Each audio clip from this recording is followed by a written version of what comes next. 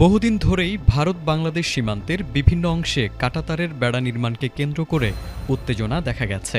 ভারতীয় সীমান্তরক্ষী বাহিনী বিএসএফের এমন কার্যক্রমে বাধা দিলে প্রায়ই বিজিবির সঙ্গে বাকবিতণ্ডা ও উত্তেজনাকর পরিস্থিতি তৈরি হয়। এসব ঘটনার মধ্যেই এবার বাংলাদেশ সরকার মিয়ানমার সীমান্তের গুরুত্বপূর্ণ অংশে কাঁটাতারের বেড়া দেওয়ার সিদ্ধান্ত নিয়েছে। কিন্তু হঠাৎ কেন মিয়ানমার সীমান্তে এমন কঠিন সিদ্ধান্ত নিতে যাচ্ছে বাংলাদেশ? ভৌগোলিকভাবে বাংলাদেশের তিন পাশে ভারত এবং এক পাশে মিয়ানমার। স্বাধীনতার পর থেকেই বিভিন্ন কারণে সীমান্তে উত্তেজনা দেখা দিয়েছে।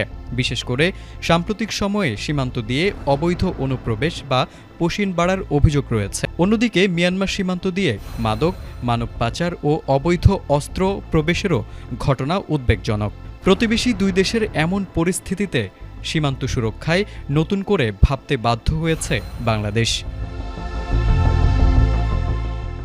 মূলত এ প্রেক্ষাপটে সরকার সীমান্তে কাঁটাতারের বেড়া নির্মাণের সিদ্ধান্ত নিয়েছে, যা অনেকেই গুরুত্বপূর্ণ পদক্ষেপ হিসেবে দেখছেন।